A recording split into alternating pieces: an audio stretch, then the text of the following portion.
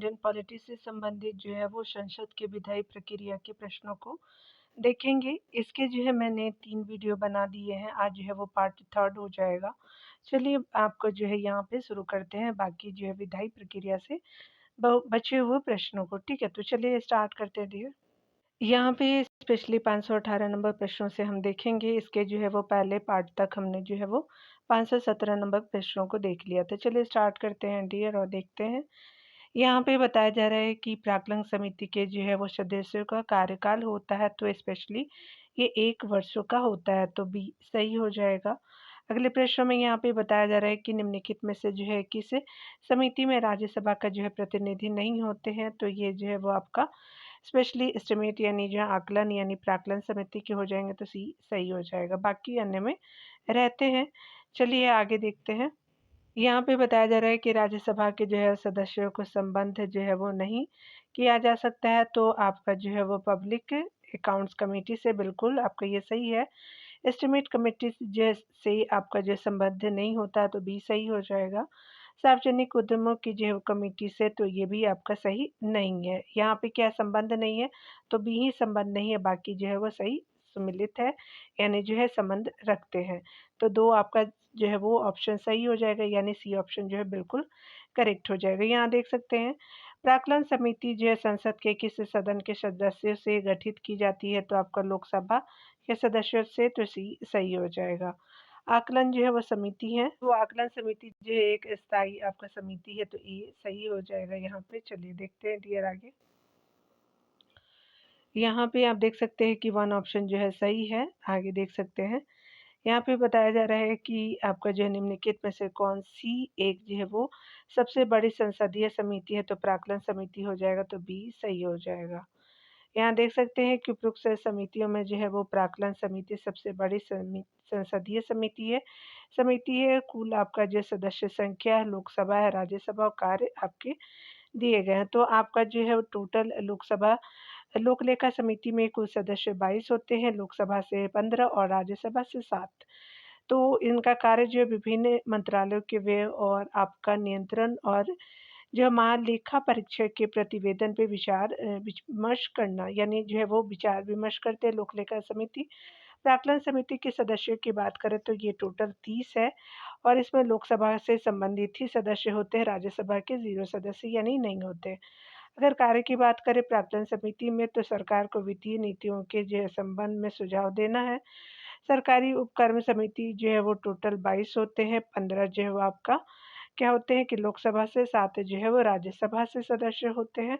सार्वजनिक उपक्रमों के आपका जो है वो संबंधित सीएजी रिपोर्ट की जाँच करना सरकारी उपक्रम समिति का काम है।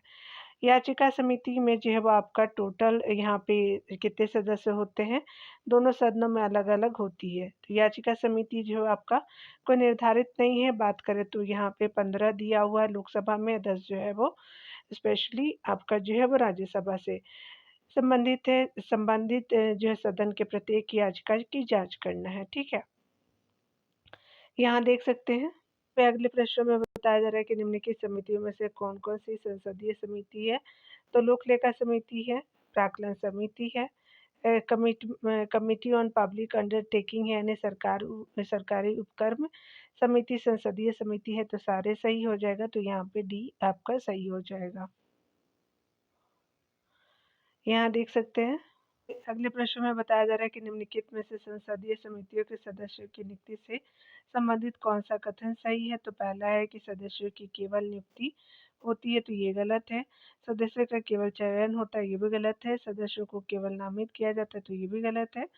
अगला है कि लोकसभा जो है वो अध्यक्ष अथवा राज्यसभा सभापति द्वारा लाए गए तथा स्वीकृत किए गए प्रस्तावों के आधार पे अथवा नामांकन के आधार पे सदस्यों की नियुक्ति की जाती है अथवा जो है सदनों का आपका चयन किया जाता है, तो डी यहाँ पे सही हो जाएगा। डी देख सकते हैं। आप डिटेल में यहाँ देखेंगे, बताया जा रहा है कि संसदीय समिति संसद द्वारा आपका जो है नियुक्त या जो है वो निर्वाचित की जाती है अथवा जो है वो अध्यक्ष या सभापति उसे नाम निर्दिष्ट करता है। समिति अध्यक्ष या सभापति के जो है वो निर्देश के अंतर्गत कार्य करती है तथा अपने प्रतिवेदन सभा या अध्यक्ष को प्रस्तुत करती है। दूसरे पॉइंट में है कि समिति के सचिवालय का काम जो है वो लोकसभा सचिवालय द्वारा किया जाता है। अगले पॉइंट में है कि कोई समिति संसदीय समिति है या नहीं, इसका जो है वो निर्णय अध्यक्ष सभापति करता है, जिसका जो है निर्णय अंतिम होता है। संसदीय समिति मुख्यतः 2 प्रकार की होती है, स्थायी समिति और तदर्थ समिति, यानी जो है काम होने के बाद जो है वो खत्म कर देना। अस्थायी परमानेंट रहते हैं। यहाँ पे बताना है कि भारतीय संसदीय समूह आईपीजी के जो है संदर्भ में कौन-सा कथन सही है। तो यहाँ पे आपका पहला कथन है कि यह एक स्वायत्त आपका संस्थान नहीं है। दूसरे पॉइंट में है कि संसद के पूर्व सदस्य इसके सदस्य बन सकते हैं। तीसरा है कि लोकसभा का उपाध्यक्ष तथा राज्यसभा का उपसभापति समूह के पदेन आपका उपाध्यक्ष होते हैं। तो यहाँ पे जो है स्टार मार्क दिया हुआ है। चलिए क्यों दिया हुआ देख लेते हैं डिटेल से। भारतीय संसदीय समूह का एक जो समूह जो है एक स्वायत्त इकाई है। भारतीय संसदीय समूह आईपीजी की स्थापना संविधान सभा द्वारा 16 अगस्त 1948 को स्वीकृत प्रस्ताव के आधार पर 1949 में की गई थी। यह संसदीय कूटनीति हेतु गठित एक अम्ब्रेला संगठन है। लोकसभा अध्यक्ष भारतीय संसदीय समूह की अध्यक्षता आपका पदेन अध्यक्ष करते हैं। सभी जो है सदस्य आपका संसद सदस्य और पूर्व सदस्य संसद सदस्य जो है पूर्व संसद सदस्य भारतीय संसदीय ग्रुप की सदस्यता आपका ग्रहण कर सकते हैं। राज्यसभा के उपसभापति और लोकसभा के उपाध्यक्ष इस समूह के पदेन उपसभापति होते हैं। इस प्रकार द्वारा जो है वो 1995 से उत्कृष्ट सांसद पुरस्कार दिया जा रहा है। अगला देख सकते हैं प्रश्न में। अगले प्रश्न में बताया जा रहा है कि संसदीय समिति के संदर्भ में जो है वो आपको विचार करने हैं। वे आपका मंत्रिपरिषद के उप समुच्चय है, तो ये गलत है। दूसरा है कि विधायी और जो है संवैधानिक संशोधन विधेयकों की समीक्षा इन समिति में की जाती है। तो यहाँ पे जो है वो आपका सही कथन जो है वो बी हो जाएगा। 1 जो है वो आपका असत्य हो जाएगा। देख सकते हैं डिटेल में डियर यहाँ पे बताया जा रहा है कि भारतीय जो है वो संसद का बहुत सा आपका कार्य संसद या सदन की समितियों द्वारा संपन्न किया जाता है, जिन्हें संसदीय समिति कहते हैं। यह समिति अध्यक्ष द्वारा निर्देशित होती है। संसदीय समितियां आपका विधायी एवं संवैधानिक संशोधन विधेयकों की समीक्षा करती है। अगला बताया जा रहा है कि भारतीय संसद किस जो रीति से प्रशासन पर नियंत्रण करती है। तो ये आपका रीति क्या हो जाएगा कि ये रीति जो है वो संसदीय समितियों के माध्यम से करती है, यानी थ्रू पार्लियामेंट्री कमिटीज़ के जो है वो आपका मीडियम से करती है। चलिए डिटेल को हम कवर करते हैं। भारतीय संसद समितियों के माध्यम से प्रशासन पर नियंत्रण करती है। एग्जाम्पल के रूप में लोकहित पे जो है वो नियंत्रण संसद समितियों की आपका जो माध्यम से करती है। लोकलेखा समिति, प्राक्कलन समिति, लोक उपकर्मों पर बनी समिति प्रमुख है। अगला देख सकते हैं यहाँ पे। अगले प्रश्न में बताया जा रहा है कि रेलवे अंचलों के लिए जो है वो संसद सदस्यों की परामर्शदात्री समिति का गठन किया जाता है। तो भारत के राष्ट्रपति द्वारा, रेलवे मंत्रालय द्वारा या जो है वो आपका संसदीय कार्य मंत्रालय द्वारा, तो सही हो जाएगा। रेलवे अंचलों के लिए संसद सदस्यों की परामर्शदात्री समिति का गठन संसदीय कार्य मंत्रालय द्वारा किया जाता है। यहाँ देख सकते हैं कि निम्नलिखित में से किसके बारे में जो संसदीय जो है समिति गठित नहीं की गई है। तो आपका अल्पसंख्यकों के कल्याण के बारे में, तो आपका डी सही नहीं है। बाकी सभी के लिए की गई सार्वजनिक उद्यमों के बारे में भी, सरकारी आश्वासनों के बारे में भी, आकलनों के बारे में भी, तो आपका डी आपका गठित नहीं की गई थी। देख सकते हैं कि अल्पसंख्यकों के जो है वो कल्याण के बारे में कोई समिति गठित नहीं की गई थी। सार्वजनिक उद्यमों संबंधी संसदीय आपका समिति में 22 सदस्य होते, आकलन में 30 होते हैं। सरकारी आश्वासन में 15 सदस्यीय का जो है वो गठन किया गया है। तो आपका जो है वो देख सकते हैं। यहाँ पे बताया जा रहा है कि निम्नलिखित समितियों में से कौन जो है समिति संसद की स्थायी समिति नहीं है। तो आपका जो है वित्त मंत्रालय की परामर्शदात्री समिति एक स्थायी समिति नहीं है, बाकी अन्य है। सरकारी उपक्रम समिति भी है, प्राक्कलन समिति भी है, लोकलेखा समिति भी है, लेकिन आपका डी जो है वो असत्य हो जाएगा। डी आंसर सही है। यहाँ देख सकते हैं कि आकलन समिति अस्थायी आपका समिति है। संसदीय समितियां प्रमुख रूप से 2 प्रकार की होती हैं। स्थायी समिति दूसरा जो है वो तदर्थ जो है समिति। अस्थायी समिति लगातार कार्य करती है, लेकिन तदर्थ समितियाँ केवल किसी कार्य विशेष के लिए नियुक्त की जाती है तथा पूरा कार्य पूरा होने पर स्वतः समाप्त हो जाती है। तो मैंने ऊपर ही आपको बताया था डियर। अस्थायी जो है समिति में राज्यसभा तथा जो है वो लोकसभा की विशेष रूप से 3 वित्तीय समितियाँ हैं। लोक लेखा समिति है, प्राक्कलन समिति है, सरकारी उपक्रम समिति है, तो ये आपका हो जाएगा। आपको बताना है कि निम्नलिखित में से कौन-सी जो है भारतीय संसद की वित्तीय समितियाँ हैं, तो सार्वजनिक लेखा समिति है, प्राक्कलन समिति है, सार्वजनिक उपक्रम समिति है, तो तीनों सही हो जाएगा। चलिए ऊपर हम देखेंगे, स्पेशली बताया जा रहा है कि आपका नीचे दिए गए कूटों में से सही आपका उत्तर का चयन करना है, तो 1, 2, 3 आपका सही हो जाएगा। बताया जा रहा है कि संसद के पटल पर किसी जो है मंत्री द्वारा आपका की गई वचनबद्धता की परिपूर्णता हो गई है अथवा नहीं, इसका जो विनिश्चय किया जाएगा, तो स्पेशली आपका लोक आश्वासन समिति द्वारा, तो डी सही हो जाएगा। लोक आश्वासन समिति मंत्रियों द्वारा सदन में समय समय पर दिए गए आश्वासनों, वचनों, प्रतिज्ञाओं की जांच करती है और किस सीमा तक जो है इनका कार्यान्वयन हुआ है, इस पर प्रतिवेदन देती है। अगला देख सकते हैं कौन सही नहीं है, तो निम्न में से जो है वो कौन-सी जो है समिति लोकसभा के अधीन नहीं है, तो वो आपका जो है सामाजिक न्याय और अधिकारिता संबंधी समिति है, शहरी विकास संबंधी समिति भी है, श्रम संबंधी समिति भी है, लेकिन स्वास्थ्य एवं जो है परिवार कल्याण संबंधी समिति नहीं है, तो डी आपका क्या हो जाएगा? सही हो जाएगा।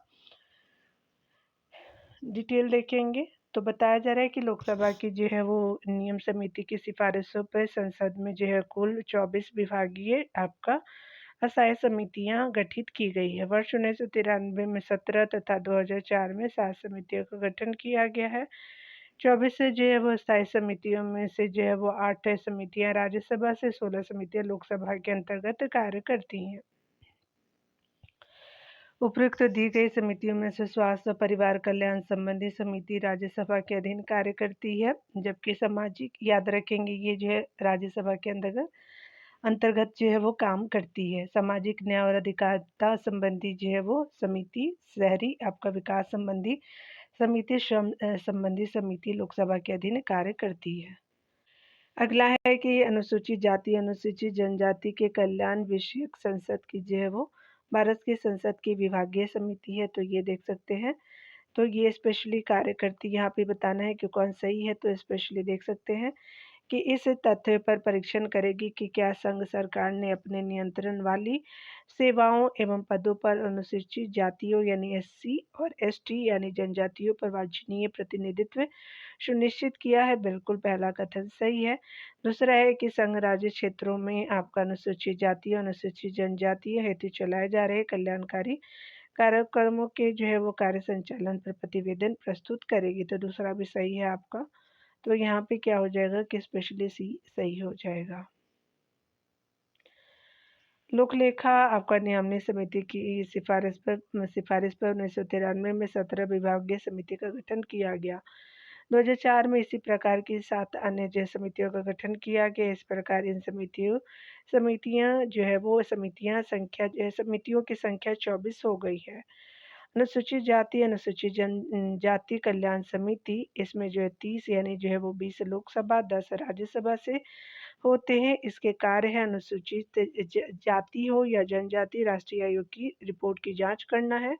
अनुसूचित जाति और जनजाति के कल्याण से आपका जुड़े सभी मामले, जैसे इसे आपका तथ्य का परीक्षण करेगी कि क्या संघ सरकार ने अपने नियंत्रण वाली सेवाओं अथवा पदों पर आपका अनुसूचित जाति और जनजाति का वांछनीय प्रतिनिधित्व सुनिश्चित किया है। साथ ही संघ राज्य क्षेत्रों में एससी/एसटी हेतु चलाए जा रहे कल्याणकारी कार्यक्रमों के कार्य संचालन पर प्रतिवेदन आपका प्रस्तुत करेगी। यहाँ पे आपको बताना है कि कौन जो है वो आपका करेक्ट आंसर है। यहाँ पे देख सकते हैं एक कथन है। यहाँ पे बताया जा रहा है कि भारत में जो है वो दूरसंचार, बीमा, विद्युत आपका आदि जैसे क्षेत्रों में स्वतंत्र नियामकों का परीक्षण निम्नलिखित में से कौन करते या करती हैं? संसद द्वारा गठित सदस्य समिति करते हैं और आपका जो संसदीय विभाग संबंधी स्थायी समिति भी करते हैं। तो पहला दूसरा सही है। वित्त आयोग तो ये आपका गलत हो जाएगा। वित्तीय क्षेत्र विधायी सुधार आयोग ये भी गलत। नीति आयोग ये भी गलत। तो पहला दूसरा जो है वो सही हो जाएगा।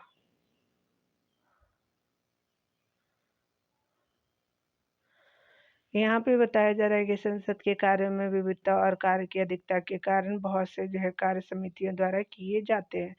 संसदीय समिति दो प्रकार के होते हैं, स्थायी समिति और तटस्थ समितियाँ।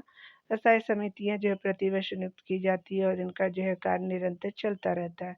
तटस्थ समितियों की नियुक्ति जरूरत पड़ने पर की जाती है। भारत में दूरसंचार, बीमा, विद्युत आपका जैसे क्षेत्रकों में स्वतंत्र नियामकों एवं विभागीय समिति द्वारा कार्य संपन्न होता है। आगे देख सकते हैं अगले प्रश्न में बताया जा रहा है कि निम्नलिखित में से जो है वो राष्ट्रीय संविधान प्रकार समीक्षा आयोग यानी नेशनल कमीशन फॉर आपका review of the working of the constitution 2000 के अध्यक्ष कौन थे? तो आपका 2000 में जो बने थे तो ये जो है वो आपका MN वेंकटचलैया जी थे। तो ये सही हो जाएगा। देख सकते हैं कि राष्ट्रीय जनतांत्रिक गठबंधन जिसको NDA कहते हैं सरकार द्वारा 22 फरवरी 2000 को MN वेंकटचलैया की अध्यक्षता में राष्ट्रीय संविधान आपका प्रकार समीक्षक आयोग NCRWC का गठन किया गया था।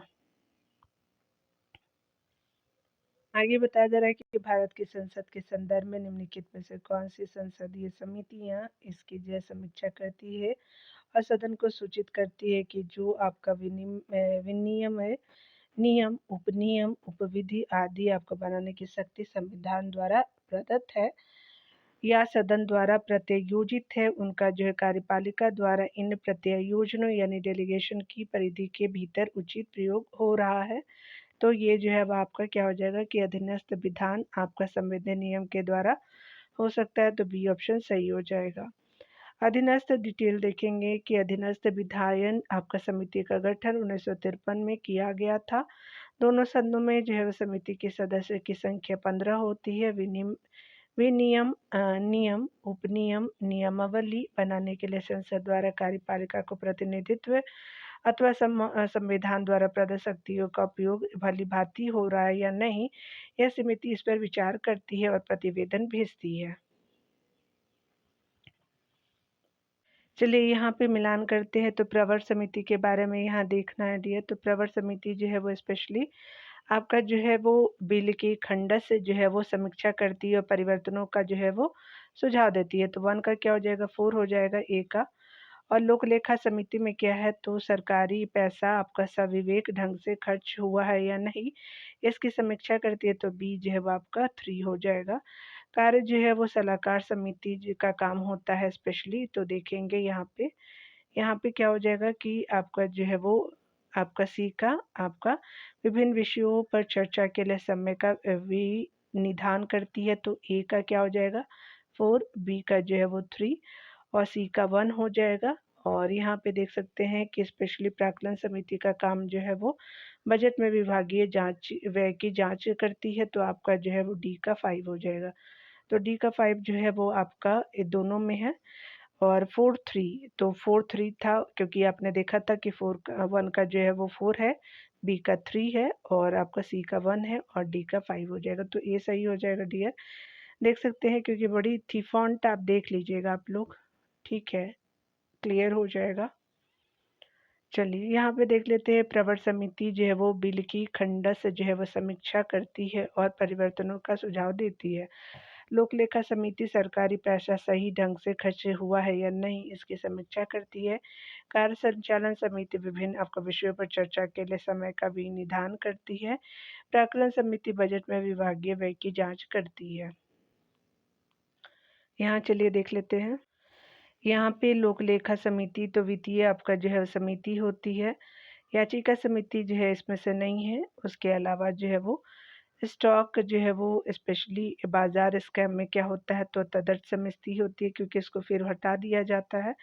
याचिका समिति का देख लेते हैं। तो याचिका समिति का क्या होता है डियर? तो स्पेशली आपका हो जाएगा याचिका समिति जो है वो स्पेशली आपका कार्यकारी समिति होती है और विभागीय जो समिति आपका जो है वो स्पेशली बी हो जाएगा। यहाँ देख सकते हैं कि यहाँ पे याचिका समिति का क्या हो जाएगा, तो आपका विभागीय समिति स्टैंडिंग आपका समिति होती है। तो सामने-सामने देख लेते हैं डियर, तो आपका क्लियर हो जाएगा। तो स्पेशली क्या हो जाएगा कि यहाँ पे सी सही हो जाएगा, 3, 4, 1, 2 सही हो जाएगा, ठीक है? मैच कर लीजिएगा आप लोग, क्योंकि फ़ॉन्ट अप एंड डाउन था तो आपको एक साथ दिखाना पॉसिबल नहीं है, तो इसके लिए मैं सॉरी बोलती हूँ। चलिए देखते हैं। लोक लेखा समिति की बात करें तो वित्तीय समिति का कार्य करती है। याचिका समिति कार्यकारी समिति एक तरह की होती है। स्टॉक आपका बाजार स्कैम संयुक्त समिति तदर्थ समिति होती है, यानी बाद में उसको खत्म कर देते हैं। विभागीय समिति जो है स्टैंडिंग आपका समिति होती है, ठीक है? तो आपने देख लिया। चलिए यहाँ पे देख लेते हैं कौन सा सुमिलित नहीं है। यहाँ पे बताया जा रहा है कि निम्नलिखित विभागों में से कौन सा जो एक सही सम्मिलित नहीं है। याचिका समिति स्थायी आपका जांच समिति बिल्कुल सही है। सरकारी आश्वासन समिति जो है वो संबंधित समिति स्थायी आपका समीक्षा समिति है। अधीनस्थ विधि जो है वो निर्माण समिति जो है वो स्पेशली क्या हो जाएगी कि सही जो है वो नहीं है, यानी कहने का मतलब कि यहाँ पे जो है वो स्थायी समिति नहीं है। और विधेयकों पर प्रवर और संयुक्त समितियां तटस्थ समिति होती है। तो यहाँ पे कौन सही नहीं है, तो यहाँ पे सी सही हो जाएगा। यहाँ देख सकते हैं कि अधीनस्थ विधि जो है वो निर्माण समिति एक स्थायी आपका समीक्षा या निष्कर्षण समिति है। यह जांच का काम नहीं करती है। इसकी जो स्थिति सरकारी आश्वासन संबंधी समिति जैसी है। विशेषाधिकार समिति में कितने सदस्य होते हैं, तो 15 सदस्य होते हैं, तो बी सही हो जाएगा। विशेषाधिकार समिति में 15 सदस्य होते हैं। समिति का कार्य सदन और उसके जो है सदस्यों के विशेषाधिकार की रक्षा करना है। संसद के दोनों सदनों में इस समिति का गठन किया जाता है। लोकसभा की विशेषाधिकार समिति में 15 सदस्य और राज्यसभा की विशेषाधिकार समिति में 10 सदस्य होते हैं। देख सकते हैं नारी सशक्तिकरण पर जो है भारत की संसद की विभागीय समिति के बारे में कौन सा सही है, तो पहला है कि यह जो है समिति केवल लोकसभा के सदस्य से मिलकर बनी है। तो आपका विभागीय समिति के बारे में पहला कथन सही नहीं है। कोई मंत्रिमंडल सदस्य इस समिति का सदस्य हो सकती है, तो ये भी सही नहीं है। इस समिति के सदस्यों की पदावधि 2 वर्षों से अधिक नहीं हो सकती, तो ये भी आपका सही नहीं है। अगला है कि महिलाओं के लिए आपका कल्याण कार्यक्रमों के कार्यकरण के विषय में प्रतिवेदन देती है, तो डी आपका सही हो जाएगा। यहाँ पे बताया जा रहा है कि नारी जो है सशक्तिकरण पर संसद भारत की संसद की विभागीय समिति की स्थापना 1997 में हुई और इसके जो है 30 सदस्य यानी लोकसभा में 20 और राज्यसभा में 10 है। यह राष्ट्रीय जो है महिला आयोग की आपका जो है वो रिपोर्ट पर विचार करती है और सरकार द्वारा महिलाओं की सुरक्षित स्थिति तथा सभी क्षेत्रों में समानता और सम्मान के संदर्भ में उठाए गए कदमों का परीक्षण करती है, अर्थात महिलाओं के लिए जो है वो कल्याण कार्यक्रम के विषय में प्रतिवेदन देती है। यहाँ देख सकते हैं निम्नलिखित में से जो है कौन सा लोकसभा के सामूहिक विशेषाधिकार है। तो यहाँ पे जो है वो आपका विचार विमर्शों और कार्यवाहियों को आपका प्रकाशित करने का अधिकार तथा अन्य व्यक्तियों द्वारा प्रकाशन को अवरुद्ध करने का अधिकार पहला सही है। अन्य व्यक्तियों को अपवर्जित करने, अपरिचितों को दीर्घायु से आपका कभी भी अपवर्जित करने का अधिकार, तो दूसरा भी जो है वो सही है। तीसरा है कि अपने विशेषाधिकारों के हनन के लिए जो सदस्यों और बाहरी आपका व्यक्तियों को दंडित करने का अधिकार, तो तीसरा भी सही है। तथापि जो भी आपका संसद की दीवारों के भीतर कहा अथवा जो है वो किया जाता है, इसके न्यायालय में जांच की जा सकेगी, तो ये आपका सही नहीं है। पहला, दूसरा और तीसरा कथन सही है, तो आपका जो है वो आपका ए सही हो जाएगा। यहाँ पे बताया जा रहा है कि लोक लेखा सभा का जो है वो लोकसभा संसद का निम्न सदन है। लोकसभा को सामूहिक विशेषाधिकार प्राप्त है। इसके अंतर्गत विचार विमर्श और कार्यवाही को प्रकाशित करने तथा अन्य आपका व्यक्तियों द्वारा प्रकाशन को अवरुद्ध करने का अधिकार प्राप्त है। किसी अन्य व्यक्तियों को दीर्घायु से कभी भी जो है वर्जित करने का अधिकार भी प्राप्त है तथा साथ ही अपने विशेषाधिकारों के हनन के लिए सदस्यों और बाहरी व्यक्तियों को दंडित कर सकती है। जबकि जो है आपका जबकि जो भी आपको संसद के अंदर कहा जाता है, न्यायालय सदन या इसकी समिति की कार्यवाही की जांच के लिए निषेधित है, यानी जो है संसद में अगर कुछ बात होता है तो यहाँ सदन क्षेत्र में पीठासीन अधिकारी की अनुमति के बिना कोई व्यक्ति यानी सदस्य या बाहरी व्यक्ति बंदी नहीं बनाया जा सकता और न ही कोई कानूनी कार्यवाही यानी सिविल या आपराधिक की जा सकती है। निम्नलिखित में से जो है वो कौन संसद सदस्य का सामूहिक विशेषाधिकार नहीं है, तो पहला है चर्चा एवं प्रक्रिया की स्वतंत्रता तो ये तो है आपका। दूसरा है कि संसद के आंतरिक विषयों के आपका संचालन का अधिकार भी है। साक्षी के रूप में जो उपस्थित से आपका स्वतंत्रता है तो ये सही नहीं है। यही आपका आंसर है। अपरिचितों को सदन से बाहर रखने का विशेषाधिकार भी है तो सी सही नहीं है।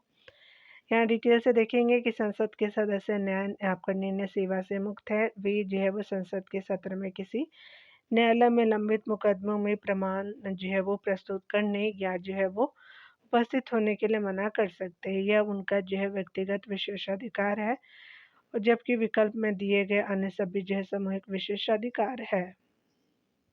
अगले प्रश्न में बताया जा रहा है कि भारत के संविधान के बारे में कथनों पर विचार करने हैं, सत्य कथन बताने हैं। तो यहाँ पे पहला है कि एक जो है वो संसद सदस्य संसद में अभिव्यक्ति की स्वतंत्रता का उपयोग भारत के संविधान द्वारा संरक्षित एक संसदीय विशेषाधिकार के रूप में करता है। तो पहला कथन सही है। दूसरा है कि संविधान ने जो है वो संविधान को संशोधित करने की शक्ति संसद में आपका निहित की है। तो आपका दूसरा भी कथन सही है। तो यहाँ पे क्या हो जाएगा कि स्पेशली आपका तो यहाँ पे सी ऑप्शन सही हो जाएगा। 1 और 2 जो है वो सही हो जाएगा। भारतीय संविधान द्वारा जो है प्रत्येक संसद सदस्य को कुछ आपका व्यक्तिगत विशेषाधिकार प्राप्त है। जैसे अनुच्छेद 105 के अंतर्गत संसद सदस्यों को संसद में अभिव्यक्ति यानी भाषण की स्वतंत्रता, कोई सदस्य संसद या इसकी समिति में दिए गए वक्तव्य या मत के लिए किसी भी न्यायालय की किसी भी कार्यवाही के लिए जिम्मेदार नहीं है। अगला देख सकते हैं कि संविधान के अनुच्छेद 368 में संसद को संविधान या इसकी व्यवस्था में संशोधन करने की शक्ति प्रदान की गई है, किंतु संसद की इन जो है व्यवस्थाओं को संशोधित नहीं कर सकती जो आपके संविधान के मूल ढांचे से संबंधित है। यह व्यवस्था उच्चतम न्यायालय द्वारा आपका जो है वो केशवानंद भारती मामले में आया था जो 1973 में आई थी।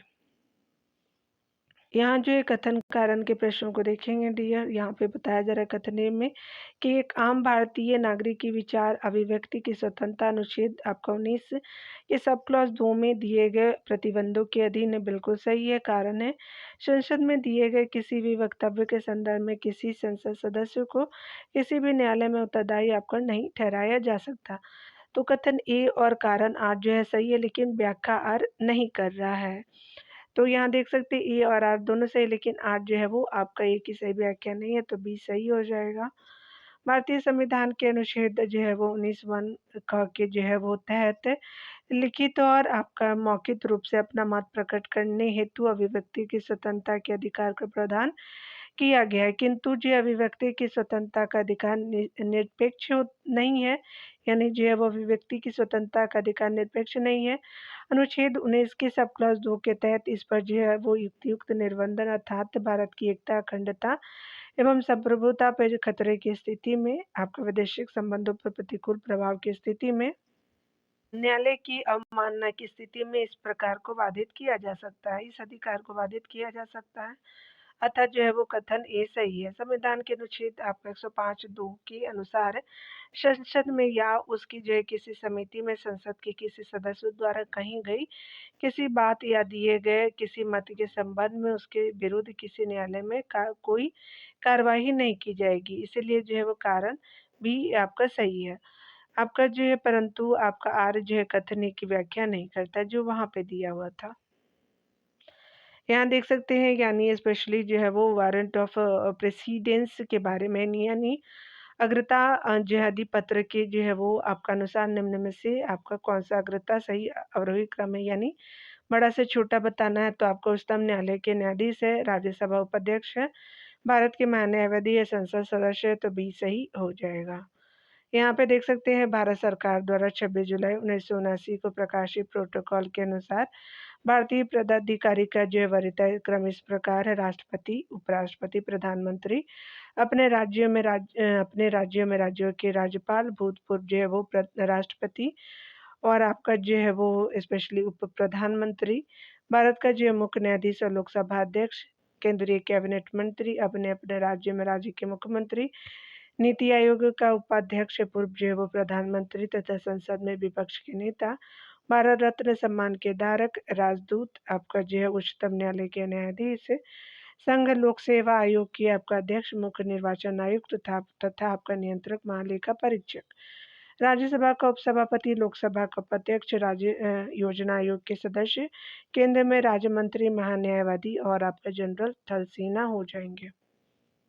यहाँ पे अगले प्रश्न में बताया जा रहा है कि भारतीय संविधान में निम्नलिखित पदों में से वरीयता की दृष्टि से कौन सा क्रम सही है। तो आपका जो है वो भारत के मुख्य न्यायाधीश, मुख्य चुनाव आयुक्त, राज्य के मुख्यमंत्री, राज्य के राज्यपाल, तो ये सही नहीं है। दूसरा देख सकते हैं कि राज्यों के राज्यपाल हैं और भारत के जो है वो मुख्य न्यायाधीश है, राज्यों के मुख्यमंत्री और बाद में मुख्य चुनाव आयुक्त हो जाएंगे, तो बी जो है वो सही हो जाएगा डियर। चलिए यहाँ देख सकते हैं। चलिए आगे देखते हैं। भारतीय नयाचार यानी जो है वो प्रोटोकॉल के अनुसार पूर्वता आपका क्रम में निम्न में से सबसे पहले कौन आते हैं। तो स्पेशली भूतपूर्व जो है वो अपने राज्य में आपका राज्यपाल जो है वो पहले आते हैं भूतपूर्व राष्ट्रपति से भी, तो सी सही हो जाएगा। यहाँ देख सकते हैं कि भारत सरकार की प्रथमता सारणी में भारत के मुख्य जो है न्यायाधीश के ऊपर कौन आते हैं।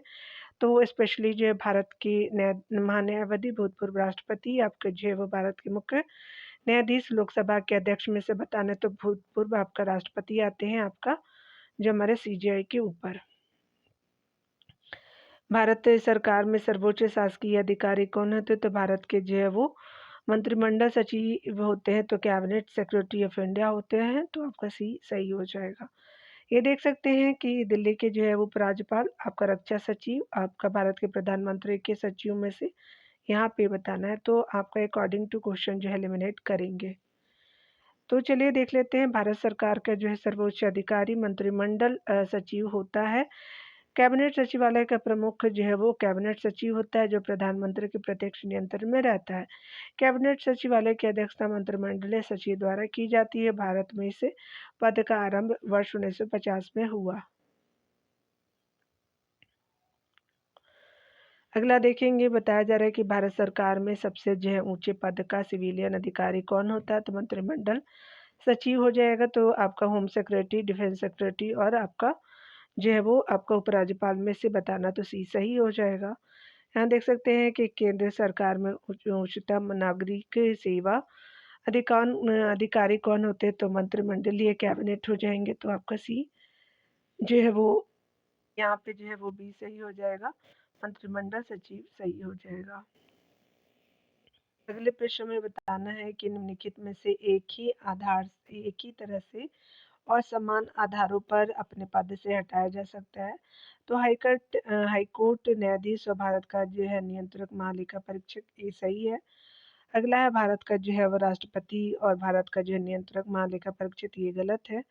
सुप्रीम कोर्ट न्यायाधीश और भारत का जो है वो भारत का नियंत्रक महालेखा परीक्षक। अगला जो है वो आपका हाई कोर्ट न्यायाधीश और राज्य लोक सेवा आयोग के सदस्य, तो ये सही नहीं है। आपका एक और वो ए और सी जो है वो सही हो जाएगा। देख सकते हैं ए एंड सी भी आपका ऑप्शन दिया हुआ है। आपने देखा कि प्रश्न के अनुसार बताया जा रहा है कि सुप्रीम कोर्ट के जो है न्यायाधीश और भारत के नियंत्रक और महालेखा परीक्षक को एक ही तरह से जो है समान आधारों पर अपने पद से हटाया जा सकता है। इनको उनके इनके जो पद से पदमुक्त करने का प्रावधान क्रमशः भारतीय संविधान के 124 आपका आर्टिकल है 124 4 के अंतर्गत एवं जो है वो आपका 148 1 के तहत आपका किया गया है। कौन, तो याद रखेंगे कैग और आपका जो है वो सुप्रीम कोर्ट के न्यायाधीश। अनुच्छेद 217 वन के सब क्लॉज ख के अनुसार हाईकोर्ट के जो है वो न्यायाधीशों को उच्चतम न्यायालय के न्यायाधीशों को हटाने के लिए उपबंधित रीति से हटाया जा सकेगा। इस प्रकार ए और आपका सी दोनों सही है। अगले टॉपिक में जो है संसद के पीठासीन अधिकारी से संबंधित जो है वो पीवाईक्यू को देखेंगे। प्रिसाइडिंग ऑफिसर और पार्लियामेंट से रिलेटेड टॉपिक को हम लोग कवर करेंगे। पीवाईक्यू है स्पेशली, तो चलिए डियर हम देखेंगे। पहले प्रश्न में इसमें बताया जा रहा है कि लोकसभा के अध्यक्ष और उपाध्यक्ष के जो निर्वाचन की प्रक्रिया के संबंध में निम्नलिखित पर विचार कीजिए। तो पहला है कि अध्यक्ष का निर्वाचन ऐसी तिथि से होगा जो प्रधानमंत्री नियत करे और महासचिव प्रत्येक सदस्य को इस तिथि की सूचना भेजेगा, तो आपका पहला सही नहीं है। दूसरा है कि उपाध्यक्ष का निर्वाचन ऐसी तिथि को होगा जो अध्यक्ष नियत करे और महासचिव प्रत्येक सदस्य को इस तिथि को सूचना भेजेगा, तो आपका दूसरा सही है। अगला है कि इस प्रकार नियत तिथि के पूर्व दिन जो है दोपहर से ही आपका पहले किसी समय कोई भी सदस्य इस समिति के लिखित सूचना दे सकता है कि दूसरे सदस्यों को सदन के उपाध्यक्ष के रूप में चुना जाए। तो आपका जो है दूसरा और तीसरा सही हो जाएगा, तो ये सही है ऑप्शन में। देख सकते हैं कि अनुच्छेद आपको 93 के अनुसार लोकसभा यथाशक्ति यानी शीघ्र अपने 2 सदस्यों को अपना अध्यक्ष और उपाध्यक्ष चुनेगी। जब आपका अध्यक्ष का स्थान रिक्त होता है तो लोकसभा इस रिक्त स्थान के किसी जो अन्य सदस्यों को चुनती है। अगला है कि राष्ट्रपति लोकसभा सदस्य के चुनाव की तारीख जो है वो निर्धारित करता है। अध्यक्ष की तरह उपाध्यक्ष भी लोकसभा के सदस्यों द्वारा चुना जाता है। अध्यक्ष के चुने जाने के बाद उपाध्यक्ष को चुना जाता है। उपाध्यक्ष के चुनाव की तारीख अध्यक्ष निर्धारित करता है। जब उपाध्यक्ष का स्थान रिक्त होता है तो लोकसभा दूसरे सदस्य को इस स्थान के लिए चुनती है। चुनाव की तिथि के पूर्व आपका दिन दोपहर से पहले किसी समय कोई भी सदस्य इस प्रस्ताव के लिखित सूचना दे सकता है कि दूसरे सदस्यों को सदन के उपाध्यक्ष के रूप में चुना जाए। अनुच्छेद आपका 95 के अनुसार लोकसभा की बैठक में अध्यक्ष की अनुपस्थिति में उपाध्यक्ष यदि वह भी आपका अनुपस्थित हो तो लोकसभा का ऐसा सदस्य जिसे राष्ट्रपति इस प्रयोजन हेतु नियुक्त करे अध्यक्ष के रूप में कार्य करेगा। अध्यक्ष अपना त्यागपत्र उपाध्यक्ष को सौंप करके अपने पद से हट सकता है। यहाँ अगले प्रश्न में बताया जा रहा है कि स्पीकर के पद के विषय में निम्नलिखित कथनों में से व्याख्या कौन सी सही है। तो चलिए देखते हैं डियर। तो यहाँ पे है आपका कि वह जो है राष्ट्रपति के प्रसाद पर्यंत पद धारण करता है, गलत है। यह आवश्यक नहीं कि अपने निर्वाचन के समय वह जो है सदन का सदस्य हो, परंतु उसे अपने निर्वाचन के बाद 6 मास के भीतर सदन का सदस्य हो जाना पड़ेगा, तो ये भी गलत है। दूसरा है कि यदि जो वो सामान्य आपका अवधि से पूर्व सदन को भंग कर दिया जाए तो उसे अपना पद छोड़ना होगा, तो ये भी गलत है।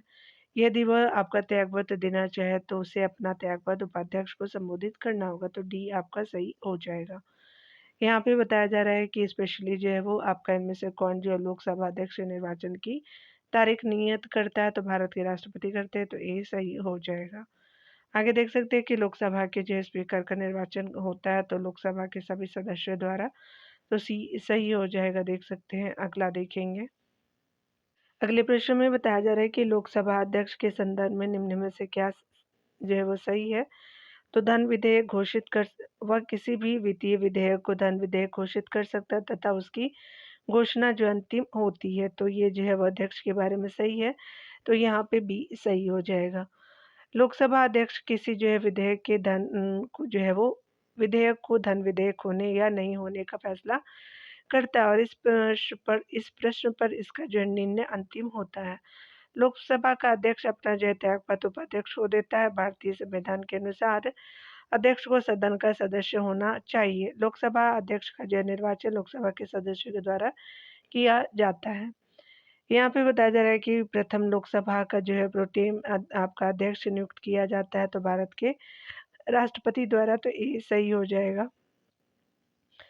संविधान में उत्पन्न किया गया कि पिछले लोकसभा का अध्यक्ष लोकसभा की अगली बैठक के ठीक पहले अपने पद पर रहता है, इसलिए राष्ट्रपति लोकसभा के वरिष्ठ सदस्यों को प्रोटेम स्पीकर आपका नियुक्त करता है। आमतौर पे लोकसभा के वरिष्ठ सदस्यों को इसके लिए जो चुना जाता है। राष्ट्रपति स्वयं प्रोटेम स्पीकर को शपथ दिलाता है। वह जो है नई लोकसभा की पहली बैठक में पीठासीन अधिकारी होता है। इसका जो है मुख्य कर्तव्य अन्य सदस्यों को शपथ दिलाना। वह सदन को नए आपका अध्यक्ष का चुनाव करने के लिए मदद करता है। जब नए अध्यक्ष को चुन लिया जाता है तो प्रोटेम आपका स्पीकर का पद स्वयं ही समाप्त हो जाता है। अगले प्रश्न में बताया जा रहा है कि निम्नलिखित में से कौन सा एक लोकसभा के अस्थायी अध्यक्ष है। अध्यक्ष का कार्य है, तो अस्थायी जो है वो अध्यक्ष का कार्य होता है। आपका जो है वो सी सही हो जाएगा। सदन के सदस्यों को शपथ दिलाना तथा नियमित अध्यक्ष के चुने जाने तक कार्यभार जो है वो लिए रहना यानी करते रहना, तो सी सही हो जाएगा। प्रोटेम स्पीकर के बारे में समानता किसे नियुक्त किया जाता है, तो प्रोटेम स्पीकर को who is generally appointed as a pro tem speaker, तो देख लेते हैं स्पेशली। तो आपका जो है नवनिर्वाचित स्पेशली लोकसभा के वरिष्ठतम सदस्यों में से एक को, तो सी सही हो जाएगा। यहाँ देखेंगे अगला। अगले में बताया जा रहा है प्रश्न में कि सरदार हुकुम सिंह, जगजीवन राम, इंद्रजीत गुप्ता, सोमनाथ चटर्जी, सेठ गोविंद दास में कौन समानता है? तो वे जो है लोकसभा के अल्पकालीन अध्यक्ष थे, तो आपका सी सही हो जाएगा। सरदार हुकुम सिंह, जगजीवन राम, आपका जो है इंद्रजीत गुप्ता, सोमनाथ चटर्जी और सेठ आपका गोविंद दास सभी जो है लोकसभा के अल्पकालीन अध्यक्ष थे। यहाँ पे आपको बताना है कि अध्यक्ष लोकसभा के संबंध में जो है वो कथनों में से कौन सही है। तो पहला है कि लोकसभा अध्यक्ष के चुनाव का संचालन भारत के चुनाव आयोग द्वारा किया जाता है, तो गलत है। अगला है कि अध्यक्ष द्वारा अपने पद का कार्यभार ग्रहण करने पर शपथ लेना अथवा प्रतिज्ञान करना और उस पर हस्ताक्षर करना अपेक्षित नहीं है, तो बी आपका सही हो जाएगा। तो यहाँ पे आपका जो है वो ये ऑप्शन सही है। तीसरा भी आप देख सकते हैं कि आपको मतदान की स्थिति में मतों की संख्या बराबर होने पर अध्यक्ष निर्णायक मत का प्रयोग नहीं करता है, तो करते हैं ना, आप तो सभी जानते हैं करते हैं वो। ये आपका सही हो जाएगा। 1 एंड 3 जो इनकरेक्ट है। डिटेल्स देख सकते हैं कि संविधान के अनुच्छेद 93 के अंतर्गत लोकसभा अध्यक्ष का चुनाव सदस्यों के बीच से किया जाता है। अध्यक्ष द्वारा अपने पद की कार्यभार ग्रहण करने पर शपथ लेना अथवा प्रतिज्ञान करना, उस पर हस्ताक्षर करना अपेक्षित नहीं है। अध्यक्ष सामान्यतः आपका स्थिति में मत नहीं देता है, परंतु बराबरी की स्थिति में वह मत दे सकता है। अर्थात किसी मुद्दे पर अगर सदन समान रूप से विभाजित हो तो वह अपने मत का प्रयोग कर सकते हैं। ऐसे मत को निर्णायक मत कहा जाता है। यदि उपाध्यक्ष लोकसभा की अध्यक्षता कर रहे हो तब आपका मत बराबरी की अवस्था में मतदान कर सकते हैं। इस प्रकार जो है वो कथन 2 सही है, जबकि जो अन्य कथन गलत है। निम्न में से कौन जो है अपने पद की शपथ नहीं लेता है? तो स्पीकर नहीं लेते, सी सही हो जाएगा। लोकसभा अध्यक्ष स्पीकर अपने जो है वो कास्टिंग वोट का प्रयोग केवल करते हैं तब जब आपका वोट बराबर होने के नाते टाई हो, तो डी सही हो जाएगा। यहाँ पे बताया जा रहा है कि संसद में निर्णायक मत के बारे में कौन सा कथन सही है? अध्यक्ष अथवा उस रूप में कार्य करने वाला व्यक्ति यह मत देता है, बिल्कुल सही है। प्रथम बार मतदान के अतिरिक्त यह आपका मत दिया जाता तो गलत है। मत बराबर होने की दशा में यह मत दिया जाता है, तो 1 और 3 जो है वो आपका सही हो जाएगा। तो यहाँ पे क्या हो जाएगा कि आपका 1 एंड 4 जो है वो 1 एंड 3 जो है करेक्ट हो जाएगा। यथास्थिति बनाए रखने के लिए हमेशा यह मत दिया जाता है, तो ये भी गलत है। आपका 1 एंड 3 जो है वो करेक्ट हो जाएगा। चारों ऑप्शन मैंने पढ़ दिया है ताकि आपको जो है कोई प्रॉब्लम ना हो। निम्नलिखित में से कौन-सा लोकसभा अध्यक्ष की शक्ति नहीं है? तो अध्यक्ष लोकसभा की अध्यक्षता करते बिल्कुल। अध्यक्ष सदन में प्रथमतः मत देगा, तो ये आपका गलत है। और जो है वो आपका अध्यक्ष को लोकसभा में व्यवस्था बनाए रखने की शक्ति होगी, बिल्कुल सही है। अध्यक्ष तब तक जो है सदन को स्थगित कर सकता है या अधिवेशन को निलंबित कर सकता है, जब तक गणपूर्ति आपका जो है नहीं हो जाती। तो आपका बाकी सत्य है, बी जो है वो सत्य नहीं है। ये स्पेशली क्या है कि आपका असत्य ही पूछा गया था। देख सकते हैं यदि उपाध्यक्ष लोकसभा की अध्यक्षता कर रहे हो तो उन्हें एक अधिकार प्राप्त है कि वह आपका जो है वो मध्य बराबरी की अवस्था में मतदान कर सकते हैं, तो आपका सी सही हो जाएगा। अगला देखेंगे, बताया जा रहा है कि निम्नलिखित में से कौन जो लोकसभा के अध्यक्ष कभी नहीं रहे थे? तो आपका के सुंदरम जो है वो नहीं थे। आपका जो जीएस ढिल्लो थे, बलिराम भगत थे, हुकुम सिंह थे, लेकिन सुंदरम नहीं थे। तो देख सकते हैं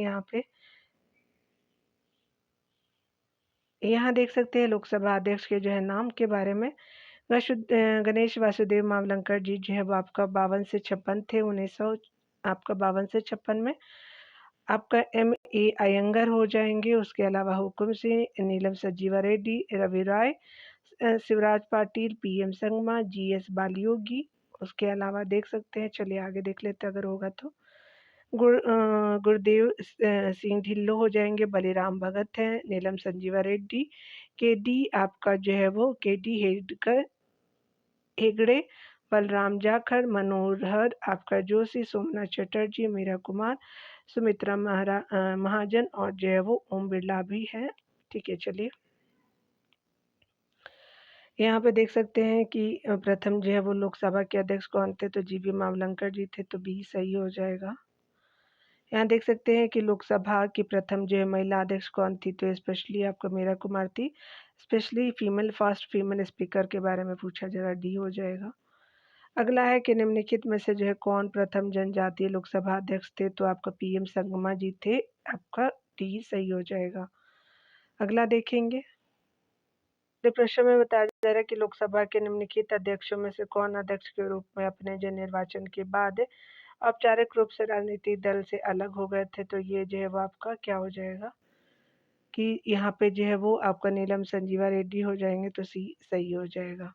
भारतीय संसदीय इतिहास में डॉक्टर नीलम संजीवा रेड्डी एकमात्र लोकसभा अध्यक्ष थे। इन्होंने अध्यक्ष पद का जो कार्यभार संभालने के बाद अपने दल से औपचारिक रूप से त्यागपत्र दे दिया था।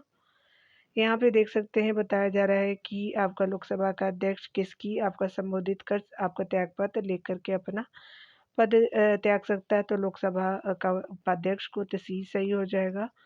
लोकसभा अपने सदस्यों में से जो है अब अपना अध्यक्ष और उपाध्यक्ष चुनती है। लोकसभा अध्यक्ष का पद निम्नलिखित माध्यमों से रिक्त हो जाता है।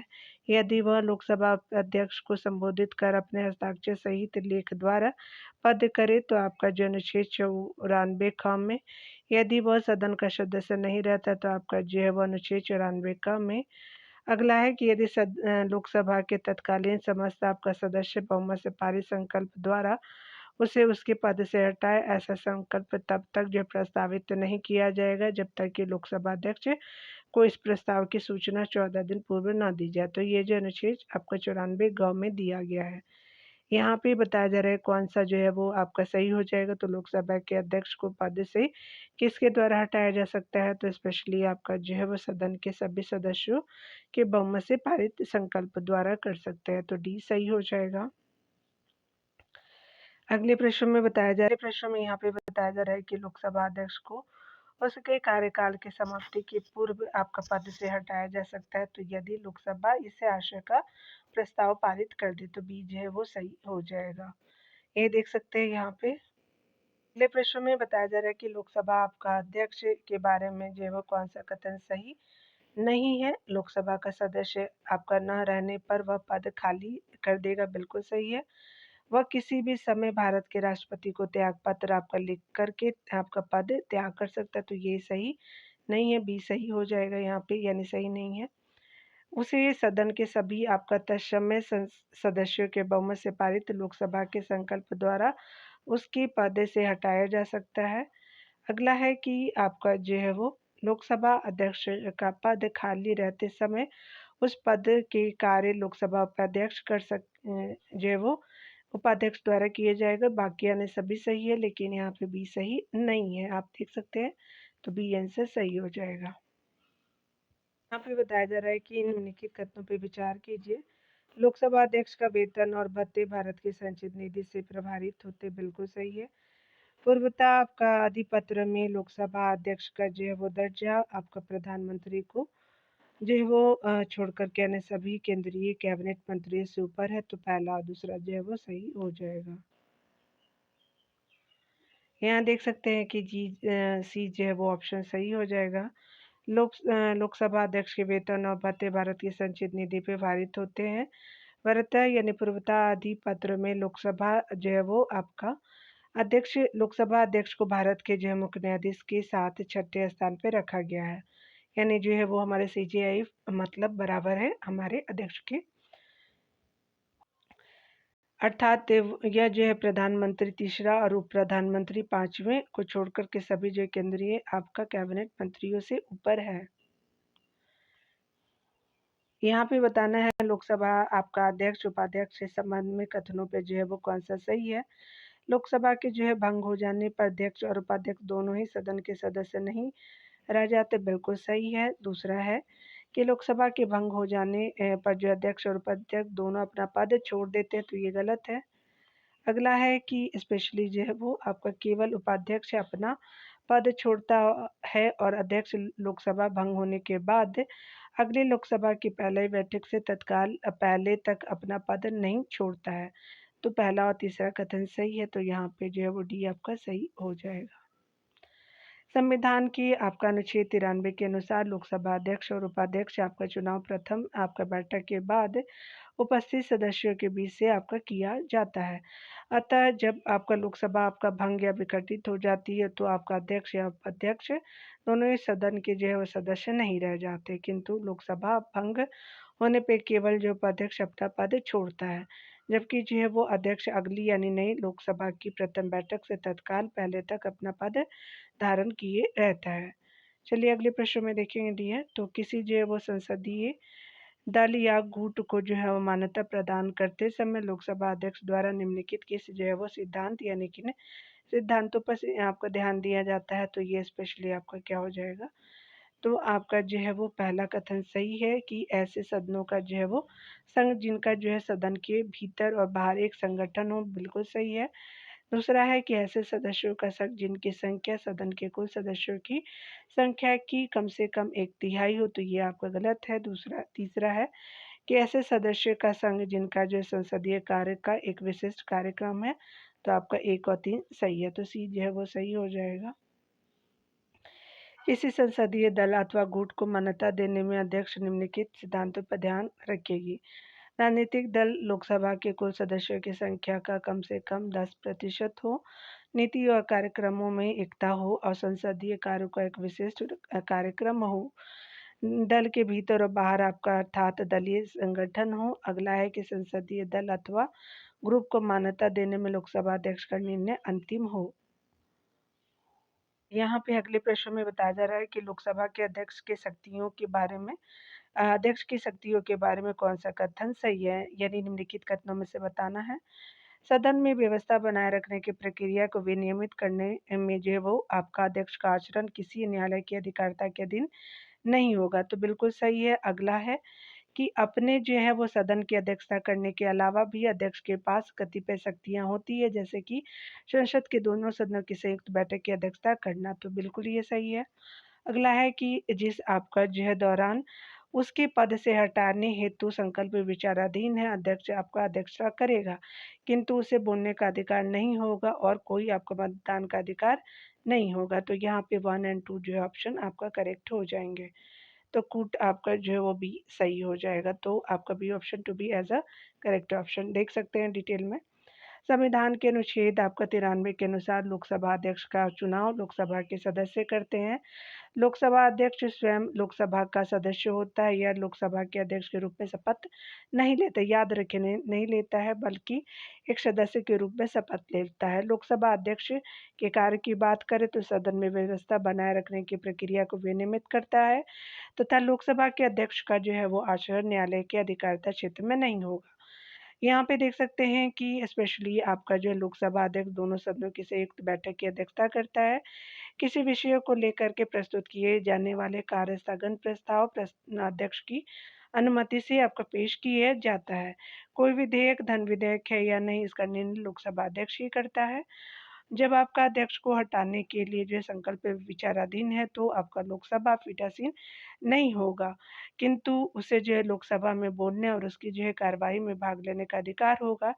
ऐसी स्थिति में उसे आपका मत देने का भी अधिकार होगा, परंतु मतों के बराबर होने की दशा में मत देने का अधिकार नहीं होगा। अगले प्रश्न में हम देखेंगे, विचार करना है और सही बताना है। चलिए देखते हैं। लोकसभा अध्यक्ष में यह शक्ति निहित है कि वह सदन को अनिश्चितकाल तक आपका स्थगित कर दे, परंतु सत्रावसान होने पर केवल राष्ट्रपति की सदन को आहूत कर सकता है, यानी राष्ट्रपति ही सदन को आहूत कर सकता है सत्रावसान के समय, बिल्कुल सही है। अगला है कि यद्यपि लोकसभा को भंग करने का जो है राष्ट्रपति द्वारा औपचारिक आपका आदेश न भी हो, तब भी ऐसी स्थिति छोड़ कर के जब लोकसभा समय से पहले भंग कर दी जाए, भंग कर दी गई हो या उसकी अवधि बढ़ा दी गई हो, तो 5 वर्ष की अवधि खत्म हो जाने पर लोकसभा स्वतः भंग हो जाती है, तो ये गलत है। अगला देख सकते हैं। यहाँ पे जो है वो लोकसभा भंग हो जाने के बाद भी सदन की अगली बैठक में एकदम आपका ठीक पहले तक जो है लोकसभा अध्यक्ष अपने पद पर आसीन रहते हैं, तो 1 एंड 3 जो है वो करेक्ट ऑप्शन हो जाएगा, तो आपका जो है वो सी ऑप्शन जो है वो बिल्कुल करेक्ट हो जाएगा डियर। यहाँ देख सकते हैं अनुच्छेद आपका 85 के सब क्लॉज 1 में जो है वो बताया गया है, स्पेशली आपका जो है 85 अनुच्छेद है, पॉइंट है 1।